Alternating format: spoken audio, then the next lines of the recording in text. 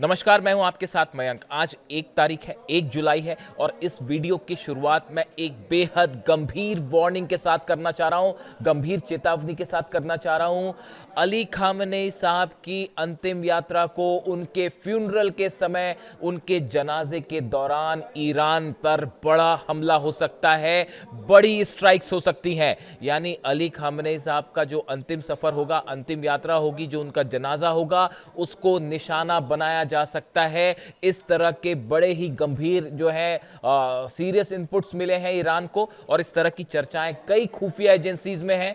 और देखिए, जो बयान आए कल इजराइल के कई अधिकारियों की तरफ से, खासकर रक्षा मंत्री कार्ड्स की तरफ से उनका बयान आया है कि हम 24 घंटे में ईरान पर हमला करने के लिए तैयार हैं। इसके अलावा कई इनपुट्स ये बता रहे हैं कि 4 जुलाई से 9 जुलाई के बीच जब अली खामनेई साहब का जनाजा होगा और कई शहरों में, तेहरान में, कोम में, मशहद में करोड़ों लोग जमा होंगे और अलग अलग शहरों में अलग अलग कार्यक्रम होंगे। इस दौरान ईरान में कई शहरों पर हमले हो सकते हैं। ये हमले भले एयर स्ट्राइक ना हो, लेकिन मोसाद एक बड़ा कोवर्ट ऑपरेशन कर सकता है। जब हजारों लाखों लोगों की भीड़ जमा होगी, उसके बीच धमाके हो सकते हैं, उसके बीच फायरिंग हो सकती है और इसकी जानकारी अब ईरान के पास भी है। ईरान की सारी खुफिया एजेंसीज जो है वो अलर्ट पे हैं। देखिए, जो इनपुट आ रहे हैं, आखिर ये जानकारियां कैसे बाहर आई।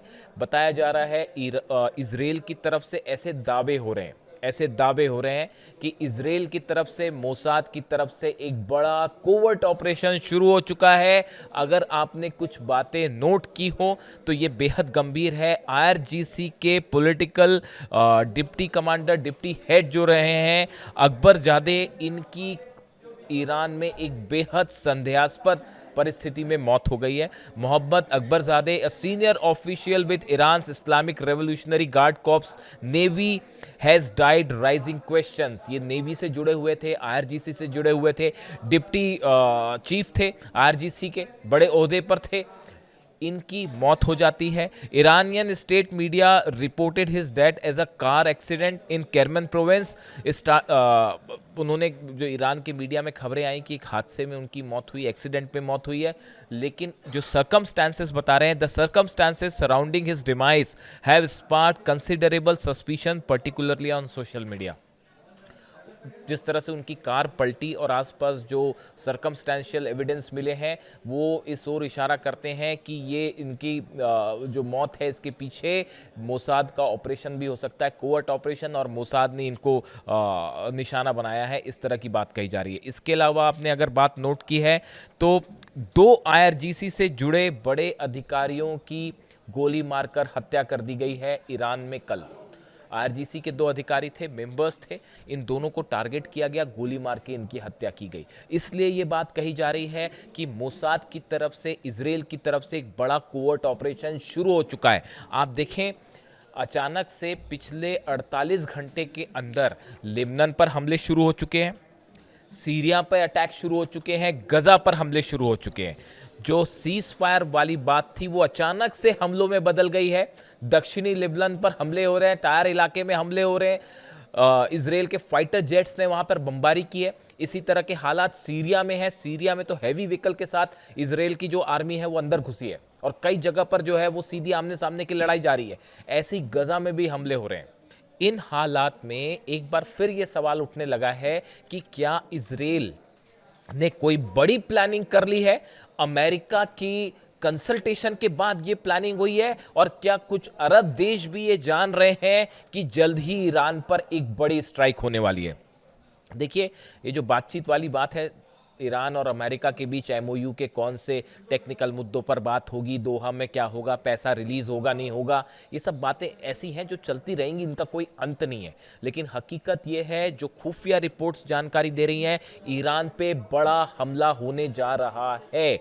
इसीलिए देखिए, मुझसे कई दर्शकों ने पूछा, कई मेरे व्यूअर्स हैं जिन्होंने मेरे से 2 तरह के सवाल किए गए पिछले 5-6 दिनों के अंदर। मैंने इस पर अपनी कोई राय नहीं रखी, क्योंकि मैं कौन होता हूँ राय रखने वाला, लेकिन मुझसे बड़ी स्पेसिफिक बात पूछी गई।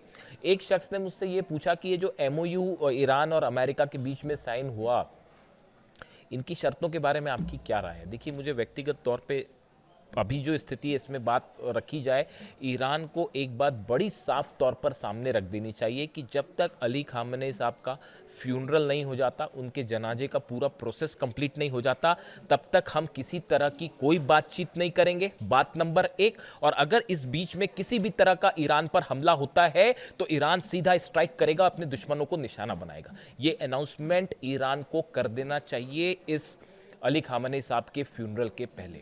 देखिए ये बहुत बड़ी गैदरिंग होगी, इसमें जो है कम से कम करोड़ों लोग शामिल होंगे और कई शहरों पे शामिल होंगे, तेहरान में, कोम में, मशहद में करोड़ों लोग। देखिए अली खामेनी साहब की पॉपुलैरिटी इतनी ज़्यादा है कि मानो पूरे ईरान के दिल में बसे हुए थे वो, और आज भी बसे हैं। ऐसे में हर शख्स ये चाहेगा कि उनके जनाजे में शामिल हुआ जाए, उनको अंतिम विदाई दी जाए। ये एक ऐसा मौका होगा जब ईरान में सिक्योरिटी बहुत बड़ा मुद्दा होगा। देखिए अभी जो वर्तमान सुप्रीम लीडर हैं मुस्तफा खामेनी साहब, वो उस फ्यूनरल में शामिल होंगे नहीं होंगे। एक बात तो आप ये भी समझिए, मुस्तफा खामेनी निशाने पर है मोसाद के, CIA के। अहमद वाहिदी साहब IRGC चीफ निशाने पर हैं मोसाद के और CIA के, इससे कोई डिनाई नहीं कर सकता। और किसी भी तरह की अगर लोकेशन रिवील होती है मुस्तफा खामेनी साहब की, 1 मिनट नहीं लगेगा उन पर हमला होने में। मुझसे बात पूछी गई, मैं इसका जवाब सिर्फ इसलिए दे रहा हूं कि मेरे कई सारे दर्शकों ने इस MOU को लेकर बात पूछी। मेरी पहली बात मैंने आपसे रिपीट करी, ईरान को ये बात इस फ्यूनरल के पहले साफ रख देनी चाहिए कि हम अमेरिका से अब MOU के बारे में अगली बात तब करेंगे जब अली खामेनी साहब के जनाजे का प्रोसेस पूरा हो जाएगा, उन्हें सुबुर्दे खाक कर दिया जाएगा, उसके बाद ही हम बात करेंगे। और बीच में कोई भी स्ट्राइक होती है तो वो सीधा जंग होगी पूरे अरब के खिलाफ, इसराइल के खिलाफ। यही एक तरीका है पूरी तरह से इस फ्यूनरल को सुरक्षित रखने का। देखिए आपको अपने दुश्मन से, यही बात हमेशा अली खामेनी साहब भी कहते थे, अपने दुश्मन से आप जब एक कदम आगे चलते हैं, उसकी सोच से एक कदम आगे चलते हैं, तो फिर आप जीत हासिल करते हैं। और इसी पर चल के ईरान ने आज अमेरिका और इसराइल को घुटने पर ला दिया। पहली बात। दूसरी बात, इस MOU को लेकर चूंकि बात छिड़ी तो मैं कहना चाहूंगा कि मुझसे जब इस MOU की बात हुई थी तो मेरे दिमाग में एक थॉट आया, कोई भी सोच सकता है, मेरे दिमाग में विचार आया था कि इस MOU की अगर पहली शर्त होनी चाहिए थी वो ये होनी चाहिए थी कि व्हाइट हाउस में डोनाल्ड ट्रंप पहले प्रेस कॉन्फ्रेंस करें और ईरान के सुप्रीम लीडर पर हमला करने के लिए माफ़ी मांगे। अली खामेनी, मैं अपने विचार बड़े साफ तौर पर रखता हूँ, अली खामेनी साहब की हत्या इतिहास की सबसे ऐसी घटना थी जिसकी जितनी निंदा की जाए वो कम है। एक ऐसे शख्स थे जो कि सदियों में एक बार आते हैं और उन पर हमला बेहद निंदनीय था, इसकी तुरंत आलोचना होनी चाहिए। और अगर ये MOU है तो इसकी एक शर्त जरूर ये होनी चाहिए थी कि पहले अमेरिका जो है उन पर निशाना साधने के लिए माफ़ी मांगे, उसके बाद ही बात की जाए, वरना ईरान ने बात ही नहीं करनी चाहिए। खैर ये मेरा व्यक्तिगत सोच है। अब हालात ये है कि इस पूरे मुद्दे को लेकर ईरान में बड़ी चर्चा शुरू है कि आखिर इस पूरे 4 तारीख से 9 तारीख तक का जो प्रोग्राम है इसे कैसे मैनेज किया जाएगा। खबरें इस तरह की भी हैं, ये भी चर्चा है कि क्या हेलीकॉप्टर्स के थ्रू किसी तरह का जनाजे की प्रोसेस कंप्लीट हो सकती है, यानी कि जो VVIP पर्सन्स होंगे क्या किसी तरह से उनको हेलीकॉप्टर के ज़रिए कैरी किया जा सकता है, क्या हेलीकॉप्टर के ज़रिए जो है वो प्रोसेस हो सकती है, ये पूरी जनाजे की प्रोसेस हो सकती है। कई सुरक्षा को देखते हुए इस तरह के ऑप्शंस पर भी विचार किया जा रहा है। देखिए इसके अलावा जो लेटेस्ट खबर मैंने आपको लेबनान की बताई, कंतारा और देर सिरियान इलाके में जो है वो भारी बमबारी हो रही है और वहाँ पर हिजबुल्लाह और इसराइल दोनों आमने सामने हैं। यानी कहने का मतलब ये है, अगर आप देखें लेबनान में फ्रंट खोल दिया है इसराइल ने, गजा पर फ्रंट खोल दिया है और इसके साथ ही सीरिया पे भी फ्रंट खोल दिया। और ये अचानक से डेवलपमेंट हुआ है, पिछले थोड़ा सा सीजफायर हुआ लेकिन वो फिर से खत्म हो गया। और ये हमले बता रहे हैं कि कुछ अंदर बड़ी खिचड़ी पक रही है साहब, कुछ बड़ा प्लान तैयार हो रहा है। सेंटकॉम जो है अमेरिका की, इसके जो चीफ हैं ब्रैड कूपर, इनकी कई देशों के प्रमुखों से के रिप्रेजेंटेटिव से मुलाकात हुई है, सेना के अधिकारियों से मुलाकात हुई है। प्रमुख मतलब मैं राष्ट्रपति या प्रधानमंत्री की बात नहीं कर रहा हूँ, सेना अधिकारी जो हैं इनसे मुलाकात हुई है। लेबनान भी गए थे वो, हालांकि लेबनान के प्रधानमंत्री से उनकी मुलाकात हुई। अब ये सेंटकॉम चीफ जो हैं इनकी इजराइल के सैनिकों से मुलाकात होती है, वहाँ के इजराइल के अधिकारियों से मुलाकात होती है, बैठक होती है, मोसाद के अधिकारी भी उसमें शामिल थे, इस तरह की बात हो रही है। यानी एक बड़ा प्लान तैयार है और वो बड़ा प्लान क्या हो सकता है, कब उसको एग्जीक्यूट करना है। देखिए 2 बयान बेहद अहम है डोनाल्ड ट्रंप के। एक बयान ये आया, उन्होंने हाल ही में ये बात कही कि ईरान पर कब हमला होगा या इस तरह की बात उन्होंने जब इसके रेफरेंस में कही कि अब वक्त हम तय करेंगे कि क्या होना है। समझ रहे हैं आप, वक्त हम तय करेंगे कि क्या होना है। इससे लगता है कि शायद डोनाल्ड ट्रंप या अमेरिका के मन में एक फ्रेमवर्क तैयार है कि ईरान पर कब स्ट्राइक की जाए। बड़ी माइन्यूटली चीज़ों को फॉलो करना होता है। दूसरा, उनका बयान थोड़े दिनों पहले जो था कि मैं इस्लामिक रिपब्लिक को मैं जो है पूरी तरह से ख़त्म कर दूंगा, वो ईरान को लेकर इस तरह की बातें एक दो बार कर चुके हैं। जब वो ये बात करते हैं कि ईरान को ख़त्म कर देंगे वगैरह वगैरह, तो उस समय वो इस्लामिक रिपब्लिक शब्द का इस्तेमाल करते हैं। ये बात इस ओर इशारा करती है कि शायद रिजीम चेंज ना कर पाना ये कहीं ना कहीं अमेरिका के मन में अभी भी है कि भाई हम इस ऑपरेशन में सफल नहीं हो पाए। इसलिए क्या निशाने पे मुस्तबा खामनेई है और उनका कोई भी उनकी लोकेशन रिवील होना क्या हमले का कारण बन सकती है? साहब बिल्कुल बन सकती है। जब रमज़ान में हमला हो सकता है, मुहर्रम के समय हमला हो सकता है, तो अली खामनेई साहब के जनाजे के दौरान भी हमला हो सकता है।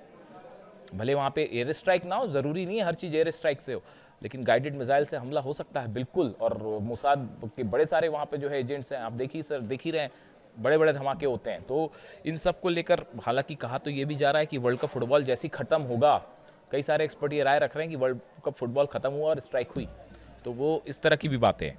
अब ये दोहा में क्या होना है, बातचीत होगी नहीं होगी, 6 अरब डॉलर को लेकर भी मामला फंस गया है। इस हालात में फ़िलहाल जो इनपुट्स हैं उसके मुताबिक अभी मैं इसी मुद्दे तक सीमित रहना चाह रहा हूँ कि अली खामनेई साहब के जनाजे के दौरान जो खबरें हैं उसके मुताबिक सिक्योरिटी एक बहुत बड़ा कंसर्न है, और जो डेवलपमेंट्स हैं अमेरिका के सैनिकों की मौजूदगी ये बता रही है, नए वॉर प्लेन्स की मौजूदगी ये बता रही है, इसराइल का अचानक एग्रेसिव हो जाना, कार्ड्स का ये कहना कि हम हमले करेंगे, जॉर्ज डब्ल्यू बुश जो एयरक्राफ्ट कैरियर उससे जो है F-15 जेट्स F-18 जेट्स जो हैं वो टेक ऑफ कर रहे हैं, प्रैक्टिस चालू है अरब सागर के आसपास। ये बड़ी सारी चीज़ें इशारा कर रही हैं कि मामला जो है वो एक बार फिर से जंग की तरफ बढ़ रहा है, और 4 जुलाई से 9 जुलाई बेहद अहम होने जा रही है, बेहद अहम होने जा रही है।